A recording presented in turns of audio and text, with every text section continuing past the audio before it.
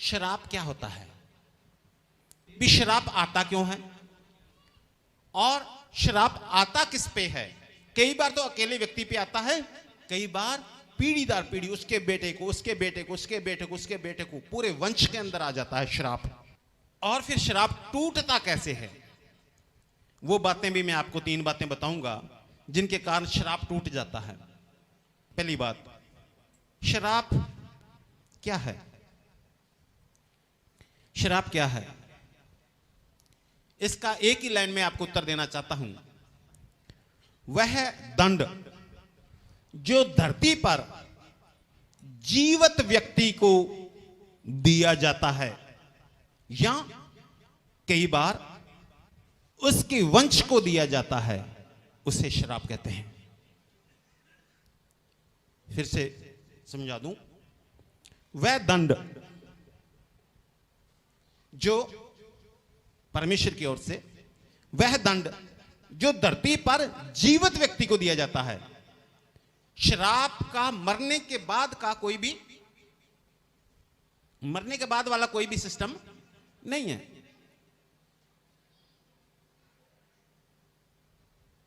जीवित व्यक्ति की बात हो रही है।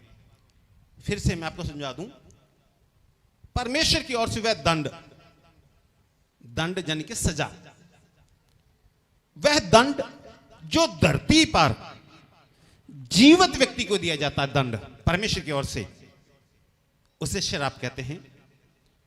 चाहे उस व्यक्ति को दिया जाता है और कई बार उसके वंश को दिया जाता है, जो वंश के ऊपर भी होता है उसे भी शराब कहते हैं।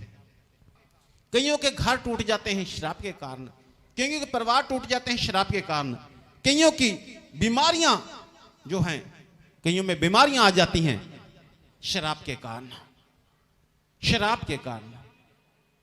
तो इसलिए इस बात को मामूली सा ना समझें, यह बहुत बड़ी बात है, क्योंकि आज इसके छुटकारे के लिए भी मैं आपको बताने वाला हूं। हालेलुया।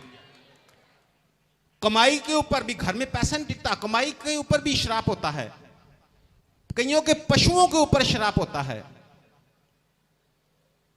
कईयों के वंश के ऊपर, बेटे बेटियों के संतानों के ऊपर शराब होता है, कईयों के विवाह के ऊपर शराब होता है, कईयों की दुकान पर, बिजनेस पर, काम पर शराब होता है, कईयों के ऊपर शराब होता है। वो गुलामी में दुश्मनों के नीचे दबे रहते हैं, बंदवाई में चले जाते हैं, जेलों में चले जाते हैं शराबों के कारण। इसलिए कईयों के घर टूट जाते हैं, पत्नी पत्नी, पति पत्नी, शराब के कारण। तो ये मामूली बात नहीं है। और इसमें एक और खास बात ये है, हो सकता है आपने गलती ना की हो सकता है ये दंड जो आपके ऊपर आ गया, सजा आई आपके ऊपर, श्राप आपके ऊपर आ गया, ये आपके पिता की गलती, आपके दादा की गलती, आपके परदादा की गलती, आपके परदादा के दादा की गलती हो सकता है, उसके कारण भी हो। तो इसलिए ये बहुत एक भयंकर बात है, भयंकर बात है। बहुत से लोग शराब के अधीन रहते हैं, बहुत लोग शराबों के अधीन रहते हैं।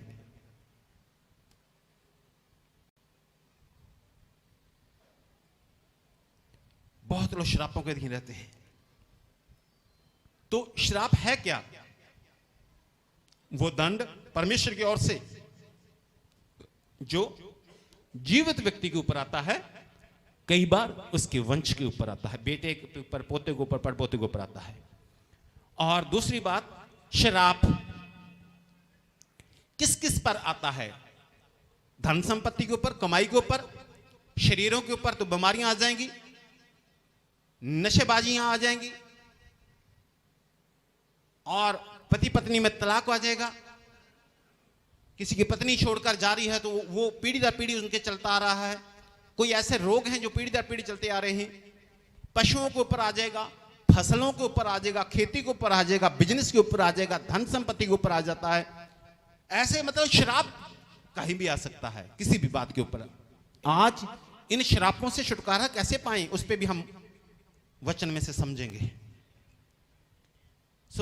श्राप परमेश्वर की ओर को वो दंड जो धरती पर किसी व्यक्ति को दिया जाता है या उसके वंश को भी दिया जाता है।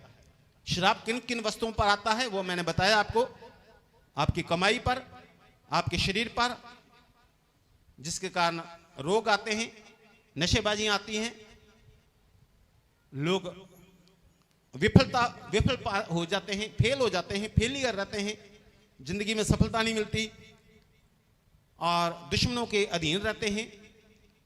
पशुओं के ऊपर, संतानों के ऊपर, फसल के खेती के ऊपर, बिजनेस के ऊपर, सब कहीं भी आ सकता है। तो इसलिए इससे बचना जो है वो बहुत जरूरी है, इससे बचना बहुत जरूरी है।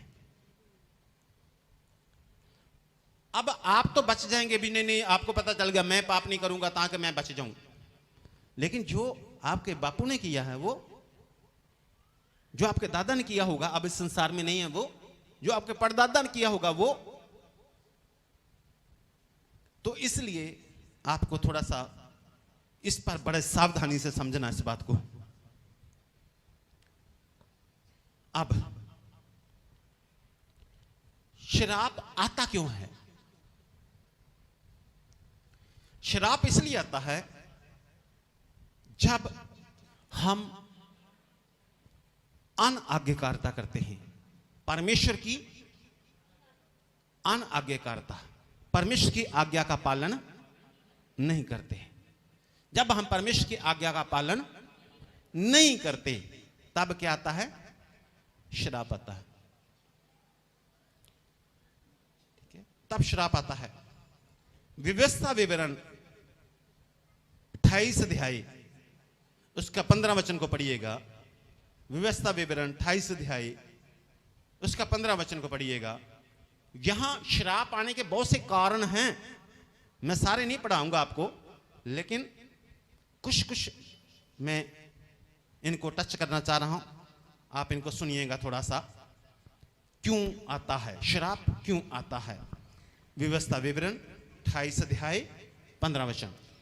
यदि तू अपने परमेश्वर यहोवा की बात न सुने, परमेश्वर यहोवा की बात ना सुने और उसकी सारी आज्ञाओं और विधियों के पालने में जो मैं आज सुनाता हूँ चौकसी नहीं करेगा, तो ये सब शाप तुझ पर आ पड़ेंगे। तो क्या होता है फिर? उस पर श्राप आ जाते हैं। और श्राप में क्या क्या है? 20 वचन भी पढ़िएगा। 20 वचन। फिर जिस काम में तू हाथ लगाए उसमें यहोवा तब तक तुझको शाप देता और भ्यातुर करता और धमकी देता रहेगा जब तक तू मिट ना जाए। फिर से पढ़ो 20 वचन ध्यान से। फिर जिस काम में तू हाथ लगाए उसमें यहोवा तब तक तुझको श्राप देता। हाँ, जिसमें भी काम में हाथ लगाएगा यहोवा श्राप देता रहेगा, उस काम में फेल होता रहेगा।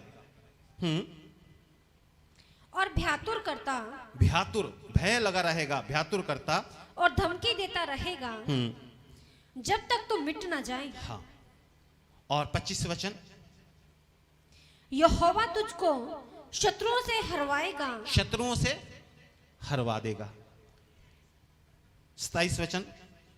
यहोवा तुझको मिस्र के से फोड़े और बवासीर और दाद और खुजली से ऐसा पीड़ित करेगा। हाँ, रोग आ गए श्राप के कारण। 33 वचन। तेरी भूमि की उपज और तेरी सारी कमाई एक अनजाने देश के लोग खा जाएंगे। हाँ, कमाई पर श्राप रहेगा। जो मैं बोल रहा था वो लिखा हुआ है, जो मैं आपको बता रहा था, कमाई पर श्राप आ जाएगा। और 47 वचन। तो जो सब पदार्थ की बहुतायत होने पर भी आनंद और प्रसन्नता के साथ अपने परमेश्वर यहोवा की सेवा नहीं करेगा। अगर तेरे पास बहुतायत की धन संपत्ति आ गई, पदार्थ मिल गए तुझे, और परमेश्वर की तू सेवा आनंद से और प्रसन्नता से नहीं करेगा, इस कारण तुझको भूखा, प्यासा, नंगा और सब पदार्थ से रहित होकर अपने उस शत्रुओं की सेवा करनी पड़ेगी जिन्हें यहोवा तेरे विरुद्ध भेजेगा। हाँ, परमेश्वर की सेवा नहीं करेगा तो फिर शत्रुओं की सेवा करनी पड़ेगी। प्रसन्नता के साथ परमेश्वर की सेवा नहीं करेगा तो, प्रसन्नता के साथ परमेश्वर का काम नहीं करेगा तो फिर शत्रुओं का करना पड़ेगा। ये यहां बहुत से श्राप लिखे हैं। अक्सर हम लोग चर्च में कभी श्राप नहीं पढ़ते, लेकिन आपको बताने के लिए कि जो श्राप होते हैं इनसे हमें बचना है, और बचने का तरीका है, उपाय है, जो मैं आज आपको बताना चाह रहा हूं। हालेलुया। उस उपाय से आप इन सारे श्रापों से बच जाएंगे। ठीक है, पहली बात श्राप क्या है, दूसरा क्यों आता है, तीसरा किन किन वस्तुओं पर आता है श्राप, जो अभी हम लोग पढ़ रहे थे। अब चौथी बात, श्राप आता कहां से है, श्राप कौन देता है, किसकी तरफ से आता है, किसकी ओर से आता है। पहली बात, श्राप परमेश्वर की ओर से आता है। श्राप परमेश्वर की ओर से आता है। उत्पत्ति 3 अध्याय 17, 18 और 19 वचन। उत्पत्ति 3 अध्याय 17, 18 और 19 वचन। श्राप परमेश्वर की ओर से आता है, और आता क्यों है मैंने आपको बताया, अनाज्ञाकारिता। पाप शब्द कहूं तो कई सोचते भयंकर पाप की बात हो रही है। पाप होता क्या है, बाइबल के अनुसार परिभाषा क्या है, अनाज्ञाकारिता ही पाप है। अनाज्ञाकारिता ही पाप है। आज्ञा को ना मानना ही पाप है। हाँ, तो परमेश्वर की ओर से भी होता है। उत्पत्ति 3 अध्याय 17, 18 और 19 वचन। आदम से उसने कहा, परमेश्वर ने आदम से कहा, तूने जो अपनी पत्नी की बात सुनी और जिस वृक्ष के फल के विषय मैंने तुझे आज्ञा दी थी कि तू उसे न खाना, उसको तूने खाया है, इसलिए भूमि तेरे कारण शापित है। भूमि तेरे कारण श्रापित है। आदम को श्राप मिला। हाँ, तो उसकी उपज जीवन भर दुख के साथ खाया करेगा। उपज तू जीवन भर दुख के साथ खाएगा। पहले उपज नहीं, उसको फल खाने के लिए मिले हुए थे अदन की वाटिका में, लेकिन जब आज्ञा का पालन नहीं किया उसने, तो उसके ऊपर श्राप आ गया। और वो श्राप यहां बताया जा रहा है, इससे भी बड़ा आगे लिखा हुआ है, और वे तेरे लिए कांटे और ऊंट कटारे उगाएगी और तू खेत की उपज खाएगा और अपने माथे के पसीने की रोटी खाया करेगा और अंत में मिट्टी में मिल जाएगा, क्योंकि तू उसी में से निकाला गया है। तू मिट्टी तो है और मिट्टी ही में फिर मिल जाएगा। परमेश्वर ने श्राप दिया, तो मिट्टी तो है और तू क्या हो जाएगा, एक दिन मिट्टी में ही मिल जाएगा। तो परमेश्वर की ओर से भी कई बार श्राप दिए जाते हैं। जैसे पहला राजा 11 अध्याय 9, 10, 11, 12 और 13 वचन पढ़िएगा। पहला राजा 11 अध्याय 9 से 13 वचन तक हम लोग पढ़ेंगे। परमेश्वर ने सुलेमान को श्राप दिया था, परमेश्वर ने। तो आप इस बात को आप थोड़ा सा गहराई से इस बात को थोड़ा समझना है। हर दिन हम लोग आशीष आशीष आशीष आशीष का वचन पढ़ते हैं, सुनते हैं, बोलते हैं, ग्रहण करते हैं, लेकिन आज इन श्रापों से कैसे बचना है, कैसे बचना है, कैसे छूट जाएंगे, इससे पहले हमें समझना है कि ये आते कहां से हैं और क्या नुकसान कर सकते हैं। पहला राजा 11 अध्याय 9 से 13 वचन। तब यहोवा परमेश्वर ने सुलेमान पर क्रोध किया, क्योंकि उसका मन इज़राइल के परमेश्वर यहोवा से फिर गया था। हाँ, परमेश्वर ने उस पर क्रोध किया क्योंकि उसका मन परमेश्वर यहोवा से फिर गया था, जिसने 2 बार उसको दर्शन दिया था। और उसने इसी बात के विषय में आज्ञा दी थी कि पराये देवताओं के पीछे न हो लेना, तो भी उसने यहोवा की आज्ञा न मानी। इसलिए यहोवा ने सुलेमान से कहा, तुझसे जो ऐसा काम हुआ है और मेरी बंधाई हुई वाचा और दी हुई विधि तूने पूरी नहीं की, इस कारण मैं राज्य को निश्चय तुझसे छीनकर तेरे एक कर्मचारी को दे दूंगा। तो भी तेरे पिता दाऊद के कारण तेरे दिनों में तो ऐसा ना करूंगा, परंतु तेरे पुत्र के हाथ से राज्य छीन लूंगा। हाँ, तो परमेश्वर ने उसे कहा, तूने मेरी आज्ञा का पालन नहीं किया, अब तेरे हाथ से तो नहीं, तेरे पुत्र के हाथ से राज्य छीन लूंगा। 2 गोत्र उसके पास रह गए, 10 गोत्र अलग हो गए थे। इतना बड़ा अंतर हो गया था। पहले पूरा राज्य उसके पास था, पूरा राज्य उसके पास था, सुलेमान के पास। तो अब सुलेमान के बेटे की कोई गलती नहीं थी। अभी तो वो सुलेमान के कारण उसके ऊपर श्राप आ गया और दो भाग हो गया। इज़राइल 2 भाग हो गया, यहूदा और इज़राइली अलग हो गए। यहूदा के 2 गोत्र इनके पास रह गए, बाकी सब अलग हो गए 10-12 में से। तो ऐसे श्राप जो है वो आगे पीढ़ी दर पीढ़ी भी चलता है। जैसे आशीष पीढ़ी दर पीढ़ी चलती है, आप जानते हैं, ऐसे श्राप भी पीढ़ी दर पीढ़ी चलता है। विधि को उसने पूरा नहीं किया तो श्राप आ गया। तो परमेश्वर ऐसे जो है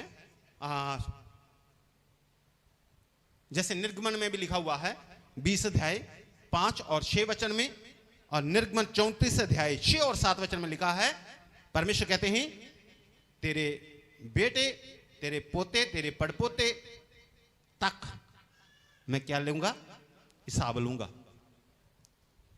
निर्गमन 20 अध्याय 5-6, जहां निर्गमन 34 या 6-7, एक वचन पढ़ दीजिए कोई भी।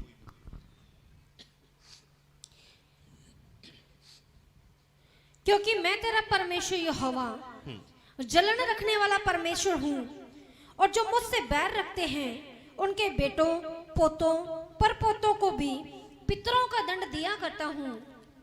पितरों का दंड दिया करता हूं, यानी कि अगर पिता ने, दादा ने, परदादा ने अपराध किया है, आज्ञा का उल्लंघन किया परमेश्वर की, तो उसका दंड उनके पोतों पड़पोतों को, अभी वो पैदा भी नहीं हुए पोते पड़पोते तो, लेकिन वो श्राप उनके ऊपर होता है।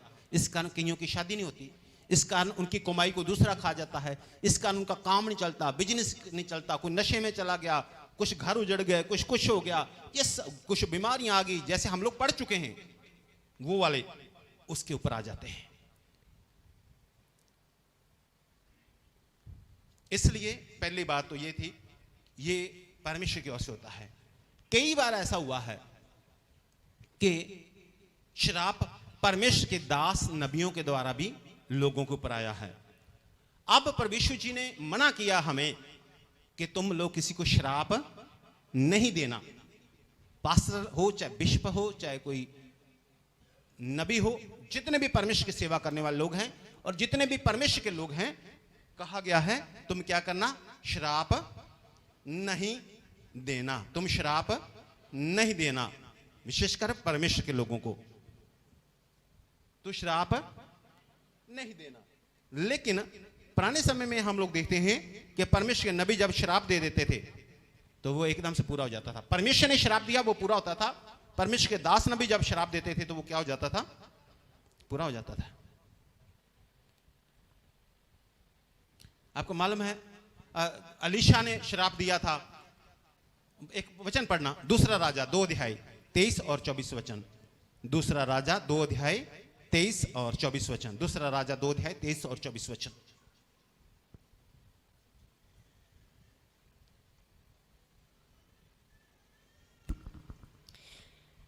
वहां से वे बेतेल को चला और मार्ग की चढ़ाई में चल रहा था कि नगर से छोटे लड़के निकलकर उसका ठट्ठा करके कहने लगे, हे चंदुए चढ़ जा, हे चंदुए चढ़ जा। हाँ, तो अलीशा नगर में से निकलकर पहाड़ की चोटी पे जा रहा था तो बच्चे क्या कहने लगे, हे गंजे, हे गंजे, हे गंजे चढ़ जा, हे गंजे चढ़ जा।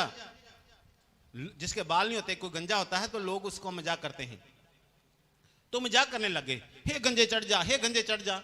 मैं सोचता हूं एक दिन की बात नहीं होगी, कई बार कहा होगा उन्होंने, कई दिन तक कहा होगा, लेकिन उस दिन की घटना मैं कह रहा हूं। तो उसे कहने लगे, हे गंजे चढ़ जा, हे गंजे चढ़ जा।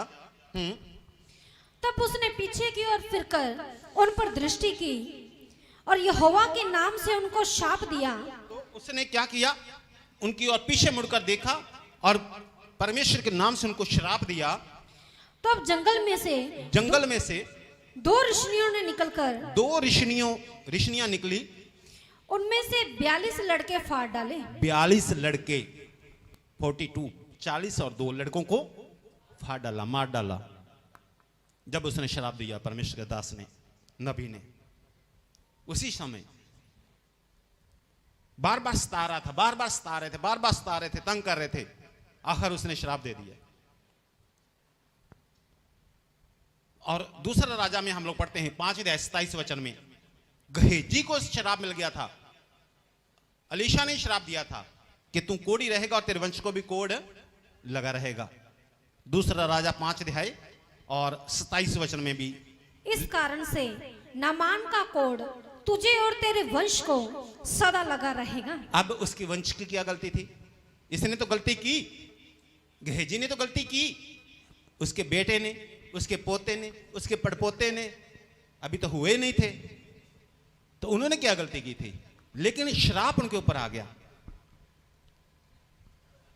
परमेश्वर के दास ने कहा, ये श्राप तुझ पर, तेरे वंश पर लगा रहेगा। हमें क्या बनना है? परमेश्वर की आशीष हम पर हो और हमारे वंश पर परमेश्वर की आशीष हो। हालेलुया। आप लोगों के ऊपर कोई भी श्राप ना हो और आपकी संतानों के ऊपर भी कोई श्राप ना हो। आप लोगों को परमेश्वर आशीष दें और आपके वंश को भी परमेश्वर आशीष दें। तो उसके लिए हमें इसको समझना है, पूरी बात को। तो परमेश्वर के दास नबियों के द्वारा भी श्राप मिला। हालांकि यहोशू ने जब श्राप दे दिया था, यहोशू 6 अध्याय 26 वचन में पढ़िएगा, यहोशू 6 अध्याय 26 वचन में पढ़िएगा। बहुत से वचन लिखे हुए हैं, लेकिन शॉर्ट में हम लोग समझना चाह रहे हैं इस बात को। यहोशू 6 अध्याय 26 वचन। फिर उसी समय यहोशू ने इजरायलियों के सम्मुख शपथ रखी और कहा, जो मनुष्य उठकर इस नगर यरीहो को फिर से बनाए। इस नगर, क्योंकि यरीहो को जब 7 दिन चारों ओर घूमे थे, आपको पता है यरीहो की द्वारें गिर गई थी, जीत लिया था, तो यहोशू ने शराप दे दिया ऐसे ही कि जो इस नगर को दोबारा बनाएगा। पढ़ना, जो मनुष्य उठकर इस नगर यरीहो को फिर से बनाए वह यहोवा की ओर से शापित हो। जो नगर इस नगर को बसाएगा, जो व्यक्ति, वो परमेश्वर की ओर से श्राप उसके ऊपर आ जाएगा। जब वह उसकी नींव डालेगा, जब इस नगर की नींव डालेगा, तब उसका जेठा पुत्र मरेगा। जेठा पुत्र मरेगा। और जब वह उसके फाटक लगवाएगा, जब उसके बनकर तैयार हो जाएगा और गेट लगा देगा, तब उसका छोटा पुत्र मर जाएगा। छोटा पुत्र मर जाएगा। ये यहोशू ने श्राप दे दिया उसको। अब पहला राजा 16 अध्याय 34 वचन में आप पढ़ लीजिएगा, मैं पढ़ना नहीं चाह रहा। पहला राजा 16 अध्याय 34 वचन। इतने समय के बाद जब उसकी नींव रखी तो वही हुआ, जब उसके फाटक लगे तो वही हुआ, श्राप उनके ऊपर आ गया। अब बेचारे उन लड़कों की क्या गलती थी? उन्हें तो पता भी नहीं था, लेकिन श्राप वहां काम कर गया। ऐसे ही बहुत से लोग ऐसे हैं जिनके घरों में श्राप काम करता है, जिनकी जिंदगियों में श्राप है, जिनके घरों में श्राप है, जिनके बिजनेस के ऊपर श्राप है, जिनके परिवारों के ऊपर श्राप है, जो आज टूटने वाले हैं। हालेलुया। सिर्फ श्राप ही नहीं टूटने, श्राप की जगह पर आशीष। जैसे पहले श्राप आप पर, आपके वंश के ऊपर था, आज आशीष आपके ऊपर और आपके वंश के ऊपर आशीष आने वाली है। फिर जब आप पढ़ेंगे, दाऊद ने शराब दिया था। दूसरा शमूएल 1 अध्याय 21 वचन। जिस पहाड़ के ऊपर शाऊल को मृत्यु हुई थी, शाऊल की, वहां पहाड़ को शराब दे दिया। आप समझे, गिलबो पहाड़ को शराब दिया था। दूसरा शमूएल 1 अध्याय 21 वचन। हे गिलबो पहाड़ों, तुम पर ना ओस पड़े और ना वर्षा हो। तुम पर ना ओस पड़े ना वर्षा हो, और ना भेंट के योग्य उपज वाले खेत पाए जाएं। ना उपज वाले खेत पाए जाएं। और मैं आपको बताना चाह रहा हूं, ऐसा उन पहाड़ों को श्राप मिला कि उनके ऊपर घास भी नहीं उगती। घास भी नहीं उगती, कुछ नहीं। दाऊद ने श्राप दिया था। एक वचन और पढ़िएगा, उत्पत्ति 9 अध्याय, उसका उत्पत्ति 9 अध्याय उसका 25 वचन पढ़िएगा।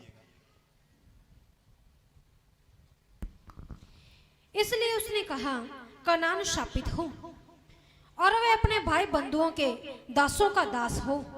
हाँ, तो यहां पर नूह ने श्राप दे दिया था अपने ही फैमिली में।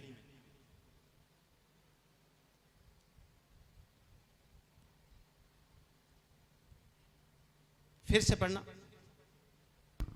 इसलिए उसने कहा, कनान शापित हो, वे अपने भाई बंधुओं के दासों का दास हो। हाँ, तो यहां पर क्या दे दिया? श्राप दे दिया। तो परमेश्वर की ओर से, परमेश्वर के दास नबी भी ऐसा कई बार कर देते थे। और तीसरा, पिता के द्वारा भी श्राप आते थे। पिता के द्वारा का मतलब, अगर पिता श्राप दे देता था तो वो उनके पुत्रों पर श्राप लगते थे। कोई अपने बेटे से कहते हैं, तू तो धक्के खाते रहेगा, तू तो गलियों में ही हांडोगो, तू तो गलियों में धक्के खाएगा, तू तो भूखा मरेगा, तू तो ऐसे ही मरेगा, तू तो भीख मांगा करेगा लोगों से। ये क्या है? ये श्राप हैं जो लोग अपने बच्चों को देते हैं। हो सकता आप में भी कोई हो। तो कभी भी आपका बच्चा कितना भी बिगड़ैल हो, आपका बच्चा कितना भी आज्ञा का उल्लंघन करता हो, आप कभी भी श्राप ना दें अपने बच्चों को। तू तो कभी नहीं सुधरेगा, तू तो धक्के ही खाएगा, तू तो ऐसी जेलों में सड़ेगा, तू तो ऐसे नशे में मरेगा, तू तो भूखा ही मरेगा, तुझे तो नौकरी कभी नहीं मिलेगी, तुझे तो काम कभी नहीं मिलेगा, तू तो लोगों के आगे हाथ फैलाता रहेगा। ऐसे श्राप जो है वो पिता देते हैं और कई बार वो लगते भी हैं। आपको मालूम है बाइबल के अंदर जब श्राप दिया गया था और वो लगा भी, तो इसलिए थोड़ा सा सुचेत हो जाएं। परमेश्वर के दास नबियों के द्वारा, पिता के द्वारा, परमेश्वर के द्वारा। अब परमेश्वर के दास नबियों को कहा गया कि तुम श्राप नहीं देना। इसका मतलब अगर मैं आपको श्राप भी दूं तो वो नहीं लगता, क्योंकि हमें आज्ञा है कि आपको श्राप, प्रजा को श्राप नहीं देना। हो सकता है आप मुझे दुखी करते हो, कोई परेशान करते हो, परमेश्वर थोड़ा सा उसको उथल पुथल जरूर करते हैं, क्योंकि जो मेरे दास को पानी पिलाता है, परमेश्वर जी कहते हैं मुझे पानी पिलाता है, तो जो मेरे दास को तंग करता है, परमेश्वर जी कहते हैं वो मुझे तंग करता है। शाऊल से कहा था, हे शाऊल तू मुझे क्यों सताता है? उसने कहा, प्रभु तू कौन है, मैं तो कभी तुझे सताया ही नहीं है। परमेश्वर जी ने ये नहीं कहा तुम मेरे लोगों को क्यों सताता है, ये नहीं कहते परमेश्वर से मेरे दास को क्यों सताता है। परमेश्वर जी कहते तुम मुझे क्यों सताता है। वो बात अलग है, लेकिन श्राप नहीं। खैर, अब बचना कैसे है? होरा बाला शीदा रखा बाबा ना तन्ना करबा। पाप आए कैसे थे? पाप आए कैसे थे?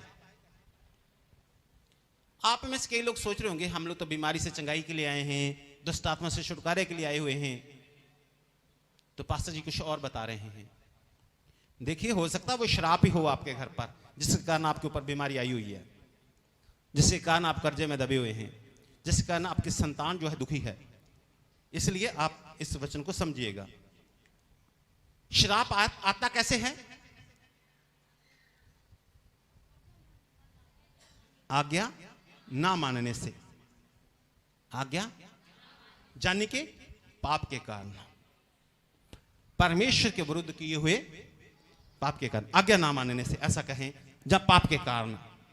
अब शराब खत्म कैसे होगा? 3 बातें आपको बताने वाला हूं। शराब खत्म कैसे होगा? जब पाप क्षमा हो गए तो शराब अपने आप ही खत्म हो जाएगा। पाप के कारण ही तो शराब आया है, पाप के कारण ही तो शराब आया है ना। अभी तो बेचारा बच्चा आपका पैदा भी नहीं हुआ, अभी तो आपका पोता पैदा भी नहीं हुआ, अभी तो आपका पड़पोता पैदा भी नहीं हुआ, तो वो क्यों शराबी बने भाई? आपके कारण, पाप के कारण ही शराब आता है। और जब पाप ही खत्म कर दिए गए, बीच में से हटा दिए गए, तो शराब खत्म, शराब खत्म।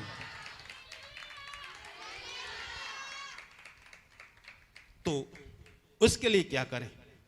पहली बात, प्रेरितों के काम 2 अध्याय 38 वचन, 2 अध्याय 38 वचन, जल्दी से पढ़िएगा। 2 अध्याय 38 वचन। Thank you Jesus. पतरस ने उनसे कहा, मन फिराओ और तुम में से हर एक अपने अपने पापों की क्षमा के लिए प्रभु यीशु मसीह के नाम से बपतिस्मा ले। पापों की क्षमा के लिए प्रभु यीशु मसीह के नाम से बपतिस्मा ले, पापों की क्षमा के लिए। तो आप जब पापों की क्षमा के लिए बपतिस्मा ले लेते हैं तो आपके पाप क्षमा हो गए। तो शराब खत्म, 3 बातें हैं, ये तीनों बातों की ओर आपको ध्यान देना है, उसके बाद खत्म होंगे। पहला, आपको पापों की क्षमा के लिए प्रभु यीशु मसीह के नाम से बपतिस्मा लेना है। प्रेरितों के काम 3 अध्याय 19 वचन, यह भी पहली बात में ही आपको बता रहा हूं, दूसरी बात में आपको बताऊंगा। इसलिए मन फिराओ और लौट आओ कि तुम्हारे पाप मिटाए जाएं। मन फिराओ, पश्चाताप करो और प्रभु की ओर लौट आओ ताकि तुम्हारे पाप मिटाए जाएं, जिससे प्रभु के सम्मुख से, ताकि परमेश्वर की हजूरी से विश्रांति के दिन आए, सुख के दिन, विश्रांति के दिन आप पर आ जाएं। इसलिए पश्चाताप करो पाप, ताकि तुम्हारे पाप मिटाए जाएं। और प्रेरितों के काम 22 अध्याय 16 वचन भी पढ़िएगा।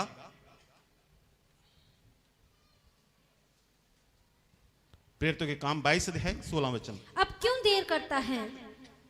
उठ बपतिस्मा ले और उसका नाम लेकर अपने पापों को धो डाल। पर यीशु मसीह का नाम लेकर पापों को धो डाल। पर यीशु मसीह का नाम लेकर अपने पापों को धो डाल।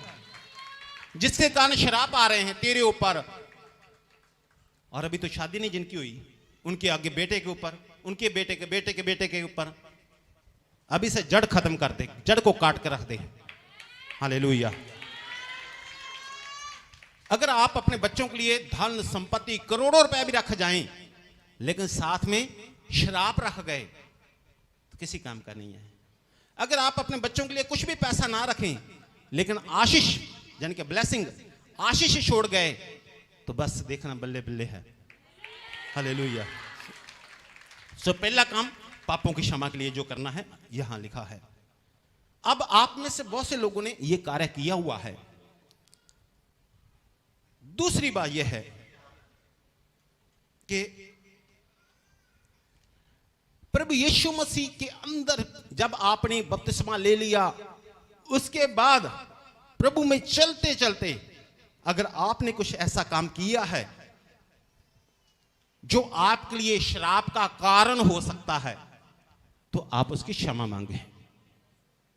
जो पीढ़ी दर पीढ़ी चलने वाले थे, दादे पर दादे वाले, वो तो कहानी खत्म होगी, लेकिन आप रोजाना के जीवन में क्षमा मांगे। हे परमेश्वर, दया करना, मुझे माफ करना, आज मैंने अपनी सास को अपने मन में अपनी सास के प्रति उल्टा पुल्टा बोला था, हे परमेश्वर माफ करना।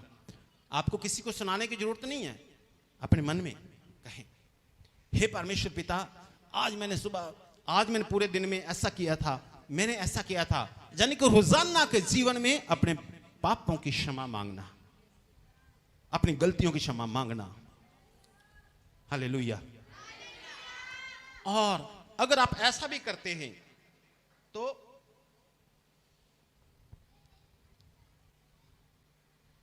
सबसे बड़ी बात एक और अंतिम बात,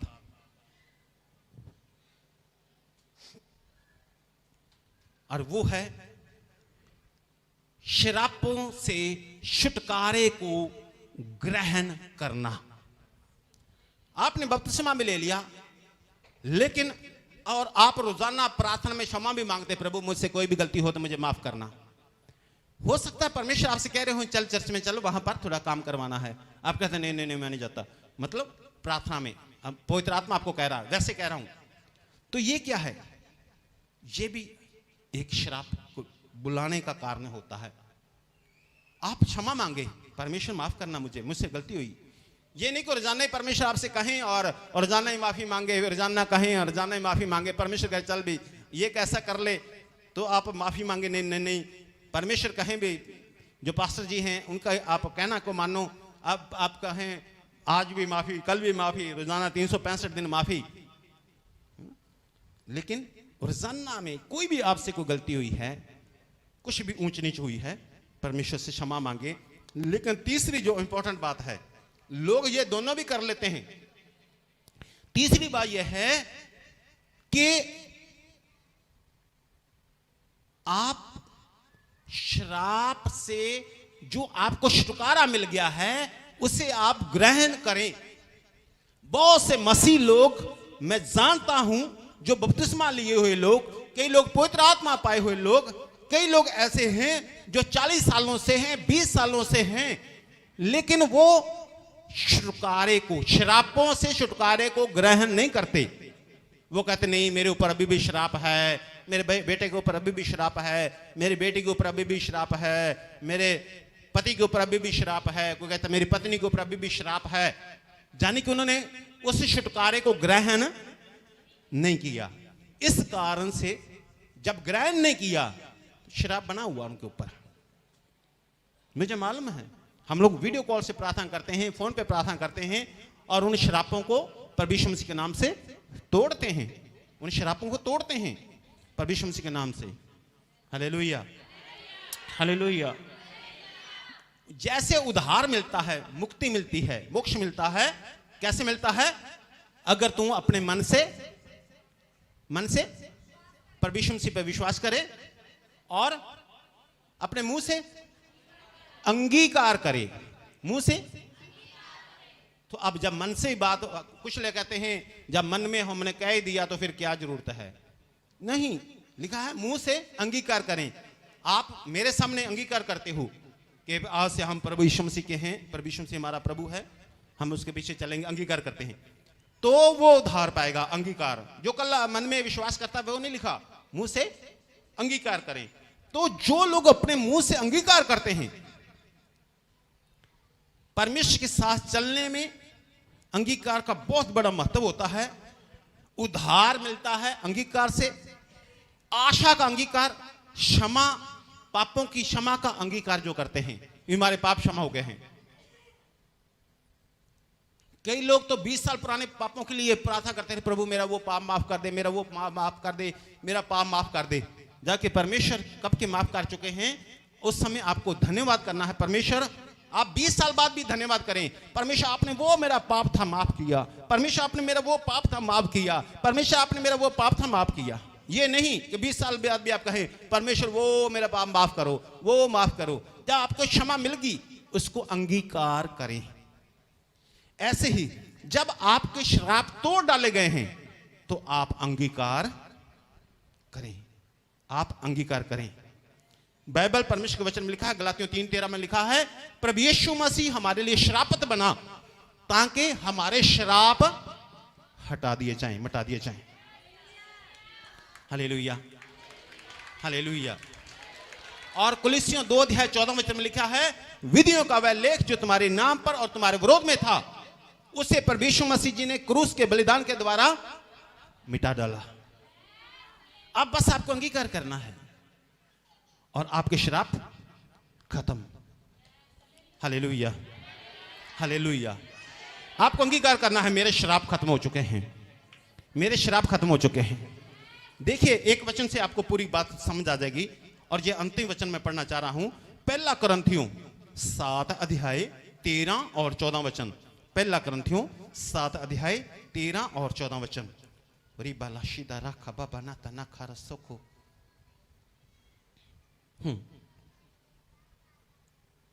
पहला करंथियों 7 अध्याय 13 और 14 वचन। जिस स्त्री का पति विश्वास न रखता हो, अगर किसी स्त्री का पति विश्वास नहीं रखता और उसके साथ रहने से प्रसन्न हो, हाँ, वे पति को न छोड़े, वो और पति को ना छोड़े, क्योंकि ऐसा पति जो विश्वास न रखता हो वे पत्नी के कारण पवित्र ठहरता है, हाँ, और ऐसी पत्नी जो विश्वास नहीं रखती पति के कारण पवित्र ठहरती है। नहीं तो तुम्हारे बाल बच्चे अशुद्ध होते, नहीं तो तुम्हारे बाल बच्चे अशुद्ध होते, परंतु अब तो पवित्र हैं। शरापत होते, परंतु अब तो पवित्र हैं। अब तो तुम्हारे बाल बच्चे पवित्र हैं। तुम्हारे बाल बच्चों के ऊपर शराप नहीं है, तुम्हारे बाल बच्चे पवित्र हैं। अगर किसी का पति प्रभु को ग्रहण किए हुए है, विश्वास करता है, पत्नी नहीं करती तो भी, अगर किसी की पत्नी विश्वास करती है, पति विश्वास नहीं करते तो भी, लिखा है आपके बाल बच्चे क्या हैं? पवित्र हैं, शरापत नहीं है, पवित्र हैं, शरापत नहीं है। उन बच्चों के ऊपर वो शराप नहीं है। लेकिन जो लोग अंगीकार करते हैं कि मुझे शराप से छुटकारा मिल चुका है, मेरे पाप क्षमा हो चुके हैं, मैं एक नई सृष्टि हूं, परमेश्वर ने मुझे नया बना दिया है, हालेलुया, हालेलुया। सो शराप बहुत घातक होते हैं। आप में से ऐसे बहुत से लोग हैं जिनके ऊपर 50 सालों से पीढ़ी दर पीढ़ी शराब चले आ रहे थे।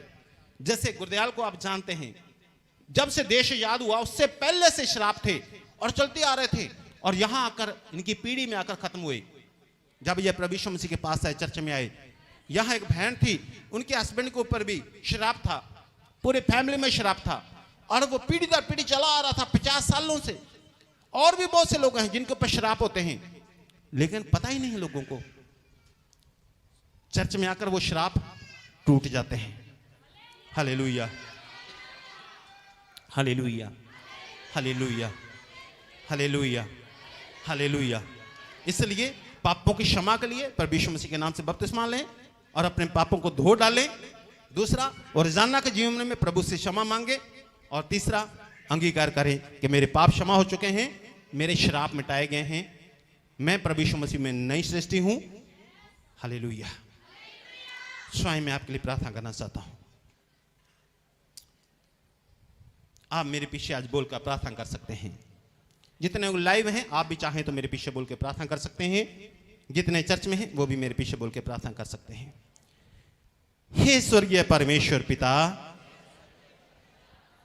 आज मैंने आपका वचन सुना। आपका वचन जीवित है, पावरफुल है। हे परमेश्वर, मैं आप पर विश्वास करता हूं। आपने अपने इकलौते पुत्र को भेजा, अर्थात प्रभु यीशु मसीह, जो हमारे लिए श्रापी बना, क्रूस पे बलिदान हुआ ताकि मेरे श्राप मिटाए जाएं। मैं प्रभु यीशु मसीह के नाम से अपने पापों की क्षमा मांगता हूं। हे पिता, मेरे दादा परदादा, मेरे पूर्वज किसी ने भी पाप किए थे जिनके कारण मेरे ऊपर श्राप है, मेरे वंश के ऊपर श्राप है, वो श्राप आज टूट जाए, आज टूट जाए। प्रभु यीशु मसीह के नाम से श्राप टूट जाए। प्रभु यीशु मसीह के नाम से मेरे जीवन से श्राप टूट जाए।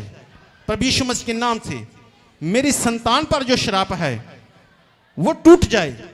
प्रभु यीशु मसीह के नाम से जो मेरे बिजनेस के ऊपर श्राप है वो टूट जाए। प्रभु यीशु मसीह के नाम से जो मेरे शरीर के ऊपर श्राप है वो टूट जाए। जो पशुओं के ऊपर श्राप है वो टूट जाए। जो खेती के ऊपर श्राप है वो टूट जाए। हर प्रकार का श्राप टूट जाए। प्रभु यीशु मसीह के नाम से हर प्रकार का श्राप टूट जाए। हे परमेश्वर, प्रभु यीशु मसीह के नाम से मैं अपनी गलतियों की क्षमा मांगता हूं, मैं अपने पापों की क्षमा मांगता हूं।